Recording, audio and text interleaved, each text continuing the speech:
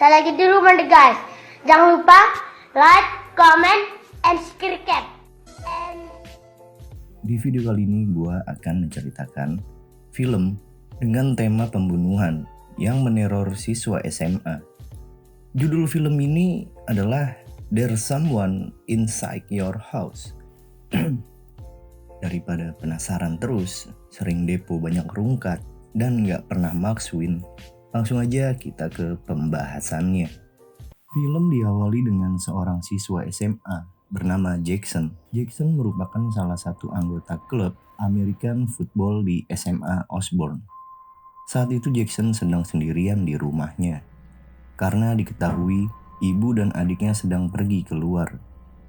Karena nanti sore di SMA-nya akan diadakan pertandingan football, tak lupa dia memasang alarm di HP-nya, yang kemudian ia letakkan di meja sampingnya.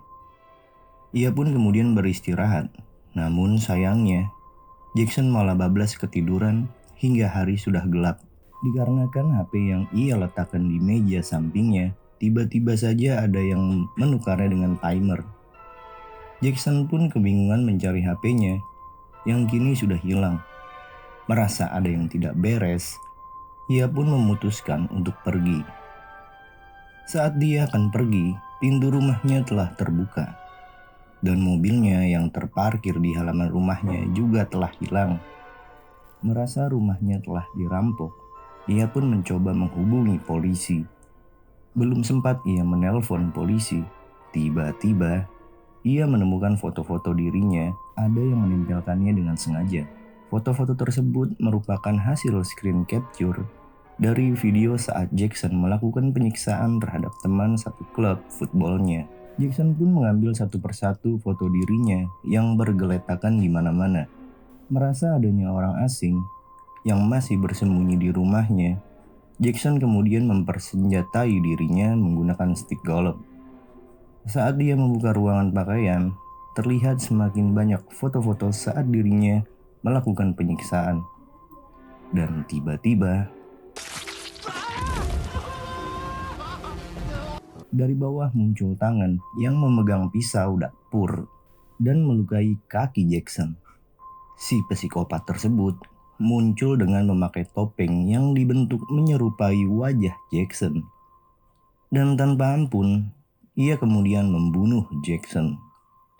Video penyiksaan yang dilakukan Jackson kemudian di-broadcast oleh si pelaku kepada teman-teman sekolah Jackson yang kebetulan sedang menonton pertandingan football di sekolah.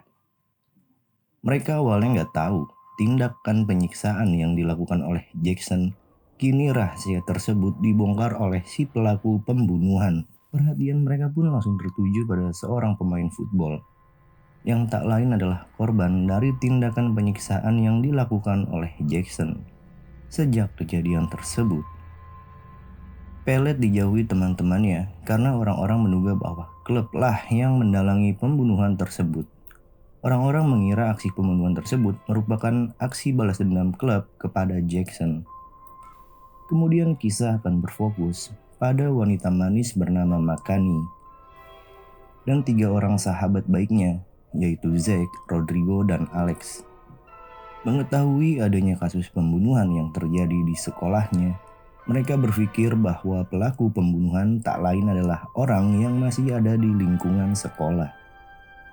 Mereka mencurigai seorang siswa bernama Oli. Itu dikarenakan Oli memiliki sifat sosiopat atau perilaku antisosial yang menyimpang. Sepulang sekolah, Z menemukan mobilnya telah dicoret-coret yang berisikan kata-kata hinaan kepada ayahnya. Ayahnya bernama Sanford. Banyak warga Osborne membenci Sanford, dan khususnya bagi mereka yang bertempat tinggal di dekat ladang jagung milik Sanford. Itu dikarenakan selama bertahun-tahun Sanford mengintimidasi warga agar menjual tanah mereka untuk memperluas area ladang jagung miliknya. Di keesokan harinya akan diadakan ibadah untuk memperingati kematian Jackson di sebuah gereja. Katie bersama temannya yang bernama Marcus membantu mempersiapkan acara tersebut. Namun tiba-tiba saja Marcus menghilang. Katie kemudian mendapatkan pesan dari Marcus kalau hari ini dirinya tidak bisa datang ke gereja. Lalu siapakah orang yang bersama Katie? Tapi tiba-tiba proyektor menampilkan rekaman Katie saat dirinya melakukan ujaran kebencian terhadap suatu kelompok. Tidak seperti kenyataannya, karena di sekolah Katie dikenal sebagai sosok yang baik. Katie yang melihat hal tersebut kebingungan mengapa hal tersebut dapat terjadi. Tiba-tiba, dari belakang muncul seseorang mengenakan topeng yang dibentuk seperti wajah Katie. Ia juga membawa sebilah pisau untuk menghabisi nyawa Katie. Katie yang ketakutan berusaha keluar, namun semua pintu telah dikunci.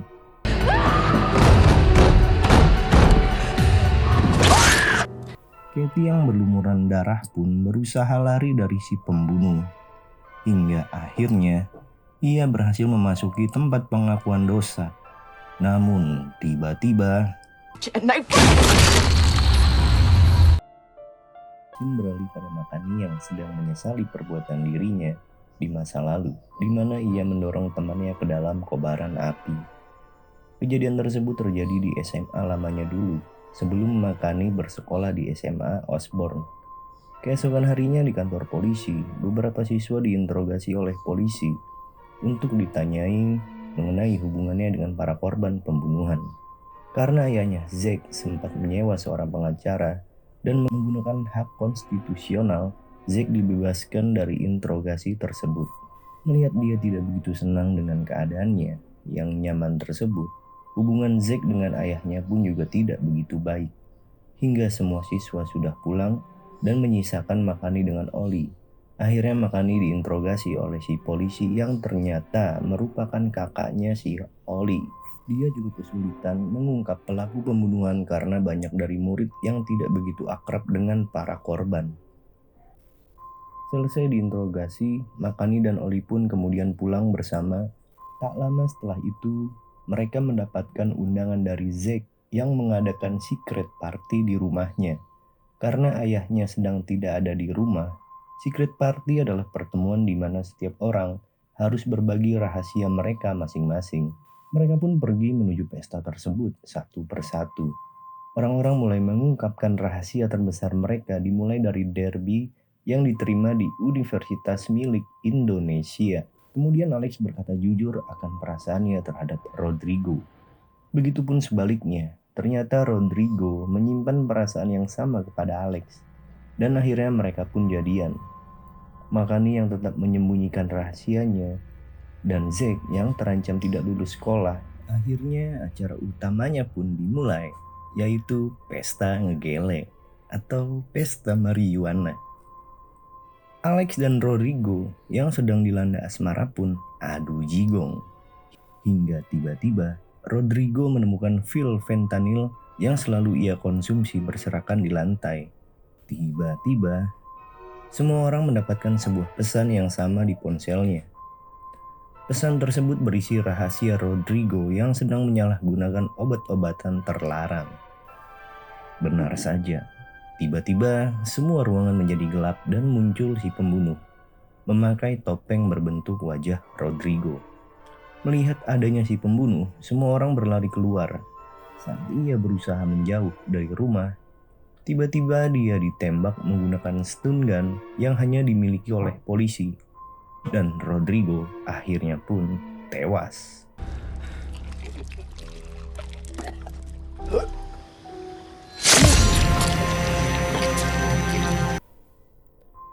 Sejak banyaknya kejadian pembunuhan di SMA Osborne, akhirnya sekolah tersebut ditutup sementara hingga 1 bulan lamanya. Makani dan yang lain mulai mengenang masa-masa saat mereka bersama dengan Rodrigo.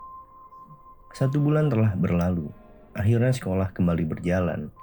Satu hal yang pasti, sejak kejadian pembunuhan tersebut, semua siswa menuduh Oli sebagai pelaku pembunuhan.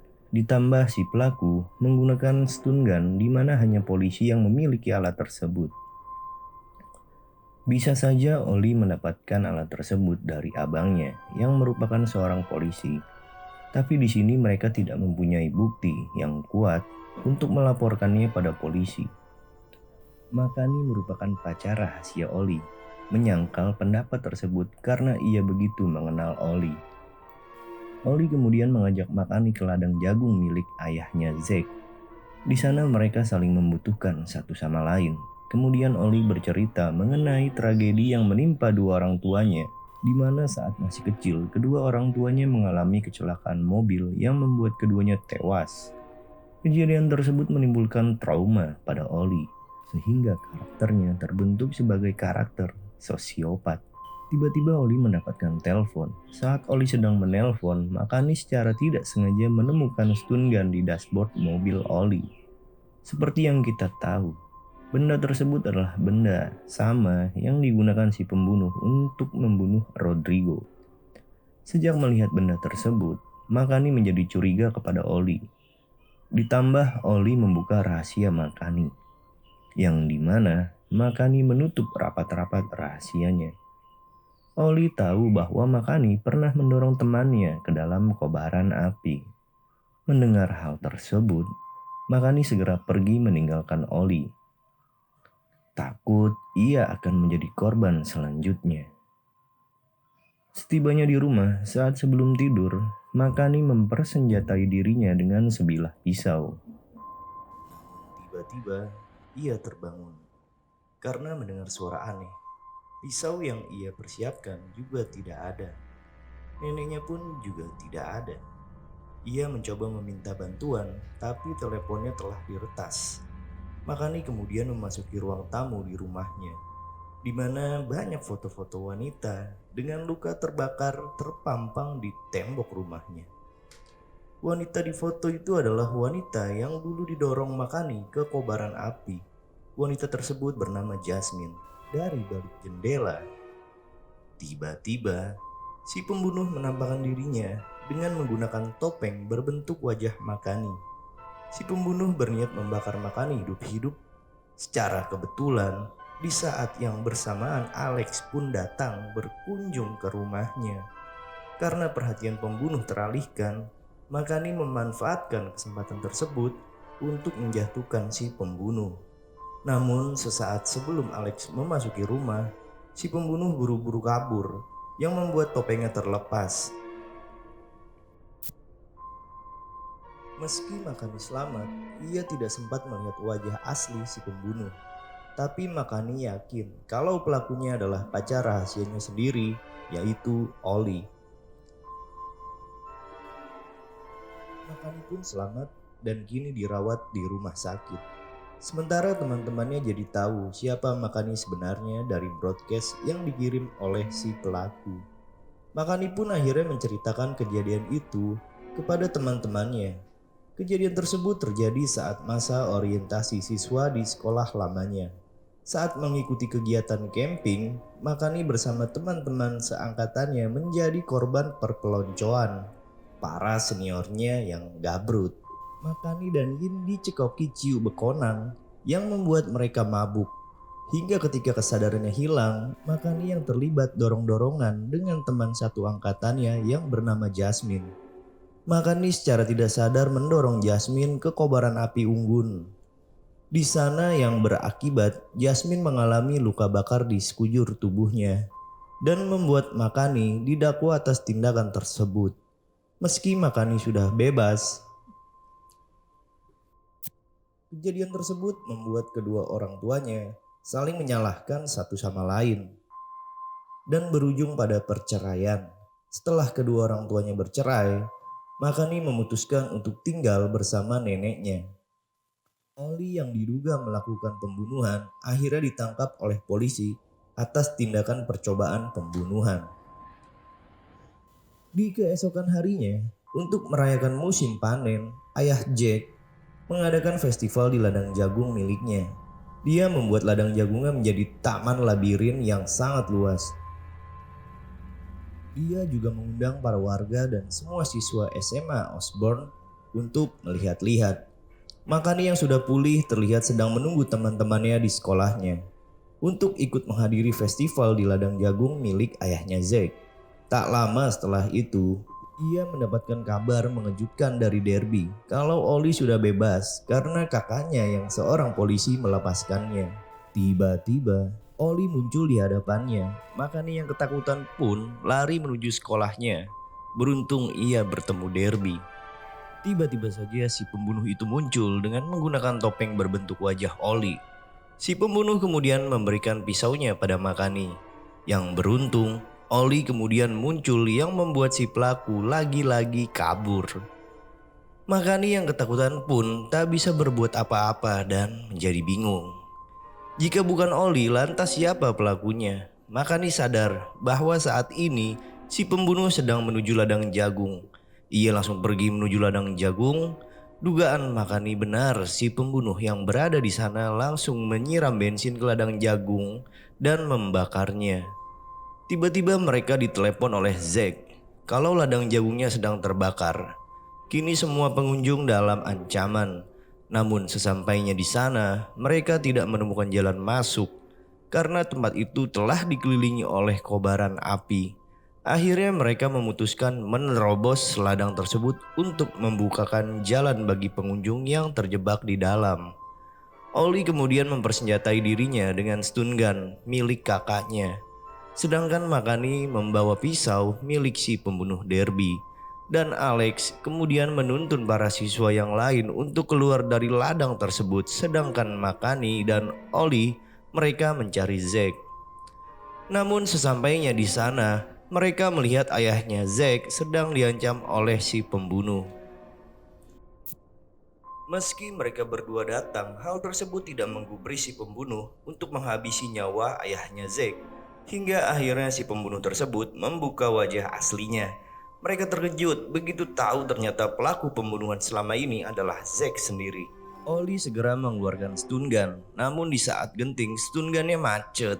Zack kemudian menusuk paha Oli dengan pedang. Sedangkan Makani yang membawa pisau tidak memiliki keberanian untuk melawan. Sebelum Zack juga mengeksekusi Makani, Zack bercerita alasannya melakukan ini semua. Zack bercerita bahwa dirinya sangat membenci ayahnya karena kelakuan ayahnya ia juga ikut dibenci oleh orang-orang. Ia juga mengungkapkan alasan mengapa ia membantai teman-temannya di sekolah. Itu dikarenakan Zack tidak menyukai orang-orang yang menyembunyikan rahasia. Menurutnya itu munafik, karena di balik wajah yang selalu mereka tunjukkan, di hadapannya tersimpan rahasia yang kotor, seperti bersembunyi di dalam topeng. Itulah alasan ia selalu mengenakan topeng dan membuka aib mereka. Setelah itu Zack ingin memberitahu kepada orang-orang siapa Zack sebenarnya. Dengan kondisinya yang sekarat, Oli kemudian menembak Zack dengan stun gun-nya yang kini sudah berfungsi kembali. Makani pun menggunakan kesempatan tersebut untuk mengambil pedang. Akhirnya si psikopat Zack mati ditusuk oleh Makani. Di akhir film kita diperlihatkan keadaan menjadi begitu terbalik setelah teror pembunuhan telah usai. Satu persatu teman-teman yang sudah lulus ini sudah memilih jalannya masing-masing. Sementara Makani menyampaikan rasa bersalahnya pada Jasmine dan melanjutkan hubungan asmaranya dengan Oli tanpa ditutup-tutupi lagi. Dan film pun kelar. Mungkin itu saja bagi kalian yang sudah menonton video ini. Jangan lupa like, komen, dan subscribe agar gua makin semangat. Terima kasih.